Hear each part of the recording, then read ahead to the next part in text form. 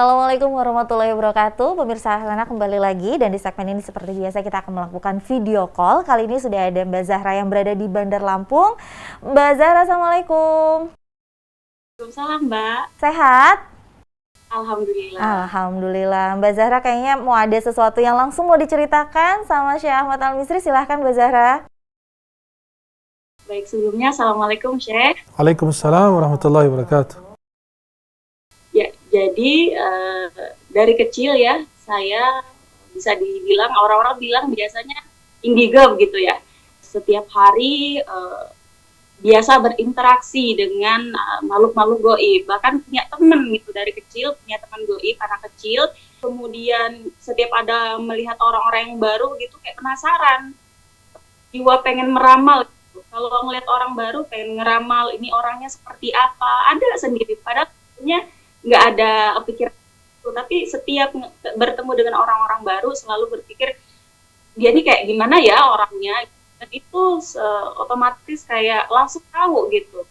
Dan itu berlangsung sekitar hampir sampai tahun 2017, dan alhamdulillah setelah beberapa kali mengikuti acara ruqyah dan juga terapi mandi bidara dan bidara, kemampuan atau penglihatan ke alam-alam gaib ya benar-benar sama sekali menghilang gitu. Bahkan teman-teman saya banyak yang belum paham akan hal tersebut, banyak yang menyayangkan karena masih banyak yang berpikir bahwasanya kemampuan untuk melihat alam gaib itu adalah satu kelebihan gitu. Yang mau saya tanyakan ke Ustadz, bagaimana cara kita menanggapi saudara-saudara kita yang masih meyakini bahwasanya itu adalah kelebihan, bukan sesuatu kekurangan gitu. Dan bagaimana tanggapan kita atau bagaimana kita harus bersikap kepada saudara-saudara kita? Apakah kita harus harus tetap menjalin silaturahmi kepada mereka, ataukah menghindar gitu? Karena kita takutnya mulai kembali, karena ini kan seperti syirik gitu kan, kalau kita mulai ngobrol-ngobrol sama mereka, lama-lama kayak mulai ketertarikan lagi akan hal-hal tersebut. Jadi menurut Ustadz, saya harus bagaimana Ustadz menanggapi hal tersebut? Ya, bismillahirrahmanirrahim. Pak Zahra, semoga selalu sehat dan diberikan keberkahan oleh Allah Subhanahu wa taala. Dan keluarga insyaallah diberikan keberkahan oleh Allah dan senantiasa berada dalam lindungan Allah dari segala kemusyrikan dan hal-hal yang menyimpang daripada syariat Islam. Kita pernah membahas bersama Ustaz Faizar berkaitan dengan indigo, bahwa itu adalah sebuah gangguan dari jin kepada manusia.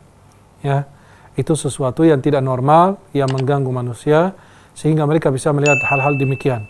Nah, alhamdulillah Mbak Zahra diberikan keberkahan sampai di ruqyah dan saat ini tidak bisa melihat makhluk halus tersebut. Tapi saudaranya yang masih interaksi dengan mereka atau masih melakukan hal-hal atau ritual-ritual demikian.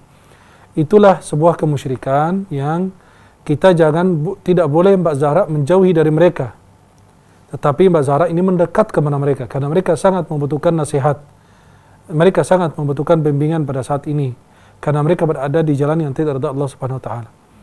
Daripada Mbak Zahra menjauhi mereka, artinya apa? Mereka ditinggalkan sendirian, itu tidak boleh. La takunu 'auna lisyaitani 'ala akhikum. Jangan menjadi penolong syaitan atas saudaramu. Maka Anda ini Mbak Zahra harus mendekat kepada mereka, terus memberi nasihat, memberikan bimbingan, kemudian berikan kitab, kasih dengan ceramah, kajian-kajian, dan lain sebagainya. Apapun yang Mbak Zahra bisa lakukan, insya Allah akan bermanfaat. Masalah mereka dapat hidayah atau tidak, itu hak mutlak Allah.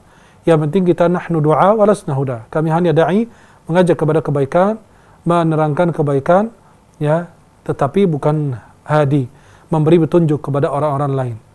Maka mudah-mudahan Mbak Zahra insya Allah terus bersilaturahmi dengan mereka tetap, kecuali kalau Mbak Zahra nanti merasa pasrah, susah untuk beraktivitas atau berkomunikasi dengan mereka lagi.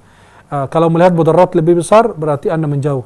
Tapi kalau Anda melihat belum ada mudarat yang besar, maka Anda mendekat dan terus mendekat kepada mereka agar diberikan nasihat dan diberikan doa yang terbaik dari Anda dan keluarga yang lain atau kerabat yang lain, insya Allah agar mereka kembali kepada jalan yang diridhai Allah Subhanahu wa taala. Semoga Allah menyertai Mbak Zahra beserta keluarga dan saudaranya, insya Allah dibukakan mata hatinya oleh Allah agar mereka segera kembali kepada jalan yang diridhai Allah Subhanahu wa taala. Mudah-mudahan jawaban saya bisa dapat dipahami dan jelas untuk Mbak Zahra. Semoga berkah dunia akhirat. Iya, dan semoga jadi lebih menenangkan juga ya Mbak Zahra ya. Tapi aku jadi penasaran, sejauh ini Mbak Zahra juga udah pernah nggak sih berkomunikasi dengan keluarga-keluarga yang juga misalnya mengalami hal yang sama gitu dengan Mbak Zahra? Komunikasinya kayak, itu bukan kelebihan loh, misalnya ngasih taunya gitu dengan cara yang sesama saudara gitu, pernah nggak sih Mbak? Ya, pernah sih, bahkan sering ya, bisa dibilang sering. Tapi tanggapannya, karena orang-orang dulu masih kental sekali percaya akan hal itu, mereka selalu menjawab bahwasanya ini tuh adalah anugerah, ini tuh karunia, kan selalu diselingi dengan ayat-ayat Al-Quran gitu. Tapi memang betul Mbak, ketika saudara-saudara itu seperti mengobati, memang mereka ada memasukkan ayat-ayat Al-Quran gitu. Seperti ketika membaca, yang kita pahami itu ayat sungsang ya, di balik ayat Al-Quran itu dibalik, dibaca dari bawah ke atas, bukan dari atas ke bawah itu ya. Dan itu bagi mereka itu kalau diselipin sama ayat Al-Quran itu nggak ada syirik-syiriknya. Tapi udah berkali-kali untuk menjelaskan, tetapi ya karena orang tua jadi gitu. Iya, itu Mbak Zahra itu sangat menyimpang sekali daripada syariat. Tapi Mbak Zahra bisa jelaskan kepada mereka kondisi Mbak Zahra ketika bisa melihat makhluk halus tersebut atau bisa melihat yang gaib, dan pada saat ini yang merasakan ketenangan sehabis diruqyah menggunakan ayat Allah Subhanahu wa taala, dan mudah-mudahan mereka insyaallah terus diberikan nasihat, jangan berputus asa dari rahmat Allah. Doakan mereka ketika Anda dalam salat, dalam sujud, di tengah malam, insyaallah doakan terus agar diberikan istiqamah oleh Allah Subhanahu wa taala. Gimana Mbak Zahra? Jawabannya udah cukup jelas Mbak? Alhamdulillah jelas Mbak. Alhamdulillah, tetap semangat ya Mbak Zahra ya. Semoga juga tidak hanya Mbak Zahra yang tetap diberikan kesehatan dan juga hidayah, tapi juga saudara-saudara semua jadi bisa kembali ke jalan yang baik saja gitu ya Mbak Zahra ya. Ya udah, sehat selalu Mbak Zahra. Assalamualaikum. Saya jadi penasaran juga nih Syekh. Masalah banyak banget orang yang menganggap itu suatu kelebihan gitu memang. Tapi kelebihan yang pada akhirnya menyesatkan dirinya sendiri, bahkan juga bisa mengajak orang lain gitu untuk turut jadi yang harusnya nggak syirik, orang lain jadi ikut-ikutan syirik kayak gitu. Sebenarnya Syekh, dan banyak banget yang berbalutnya ayat-ayat Al-Quran. Itu gimana sih Syekh sebenarnya kalau di zamannya Rasulullah gitu, ada nggak sih yang kayak gitu juga sih? Iya, sebenarnya itu adalah tipu daya dari syaitan untuk manusia. Yang kedua, lemahnya iman di dalam hati manusia. Ya, Allah Subhanahu wa taala kalau menguatkan hati atau iman seseorang, orang tersebut akan terbentingi dari hal-hal yang membawa mudarat. Dan itulah kemanfaat kita punya guru yang istiqamah, yang alim, akan selalu membimbing kita, mengarahkan kita kepada hal yang terhadap Allah.